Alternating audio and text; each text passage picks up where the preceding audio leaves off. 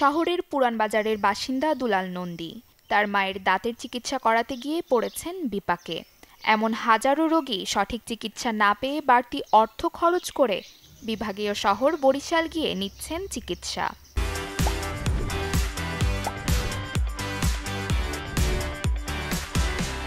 মাকে নিয়ে আমি গিয়েছিলাম দাঁতের ডাক্তার দেখাতে। আমার মার দাঁত তোলা, একটা রুট ক্যানেল করানোর জন্য। ভালো কোনো ডেন্টিস্ট না থাকায় আমি বাইরে থেকে চিকিৎসা করিয়েছি। পটুয়াখালী ২৫০ শয্যা বিশিষ্ট হাসপাতাল সহ ৮ উপজেলার কোনো স্বাস্থ্য কমপ্লেক্সে নেই ডেন্টাল সার্জন। এই সুযোগে জেলা উপজেলায় নামে বেনামে ব্যাঙের ছাতার মতো গড়ে উঠেছে ডেন্টাল ক্লিনিক। অন্যদিকে পটুয়াখালী মেডিকেল কলেজ হাসপাতালের চিত্র একই। মেডিকেল টেকনিশিয়ান দিয়েই অবাধে চলছে দাঁতের চিকিৎসা। এতে ভোগান্তি আরও বাড়ছে বলে জানায় ভুক্তভোগীরা। আমি নিজে একজন পেশেন্ট হয়ে ডাক্তারের শরণাপন্ন হয়েছিলাম। আমি এটা দাঁতের ডাক্তার শরণাপন্ন ছিল, কিন্তু সেখানে গিয়ে দেখি যে একজন টেকনিশিয়ান আছে। আমাদের অন্তত দুঃখের বিষয় যে পটুয়াখালীতে একটি বিডিএস নাই অথবা ডেন্টাল সার্জন নাই।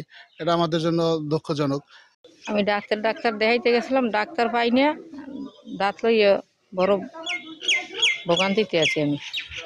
এদিকে পটুয়াখালী ২৫০ শয্যা বিশিষ্ট হাসপাতালে টেকনিশিয়ান দ্বারা সেবাদানের বিষয়টি স্বীকার করে দ্রুত সমস্যা সমাধানের আশ্বাস দেন তত্ত্বাবধায়ক। গত ৩-৪ বছর যাবত আমাদের ডেন্টাল সার্জন পদটা শূন্য থাকায় এখানে আমাদের এখন মেডিকেল টেকনোলজিস্ট এবং টেকনিশিয়ান দিয়ে দাঁতের সেবা দেওয়া হচ্ছে।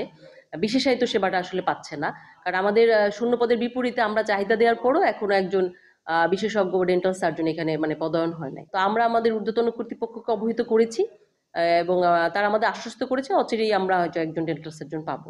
ভুইফোর বিভিন্ন প্রতিষ্ঠানে খোঁজ নিয়ে দেখা গেছে বিডিএস না হয়েও নিজেদেরকে ডেন্টিস্ট বলে পরিচয় দিয়ে করছেন দাঁতের নানা চিকিৎসা। পটুয়াখালীতে ভালো ডেন্টাল সার্জন না থাকার সুযোগে হাতুড়ে দাঁতের ডাক্তারের সংখ্যা বৃদ্ধি পাচ্ছে বলে জানান জেলা সিভিল সার্জন। তাদের বিরুদ্ধে অভিযান পরিচালনা করা হবে বলেও জানান তিনি। আমাদের বাংলাদেশ সরকারের বিএমডিসি রেজিস্ট্রেশন নিয়ে যারা ডেন্টাল প্র্যাকটিস করতেছেন প্রাইভেটলি, এর বাইরেও কিছু প্রযুক্তিবিদ বলে ওনারা বলছেন যে তারা মেডিকেল প্যারামেডিক্স কিংবা ডেন্টাল টেকনিশিয়ান, তারা বিভিন্ন জায়গায় গ্রামে গঞ্জে চেম্বার খুলে কিংবা ফার্মেসির ভিতরে বসে তারা এই জাতীয় কিছু কাজ করতেছেন, রোগী দেখতেছেন।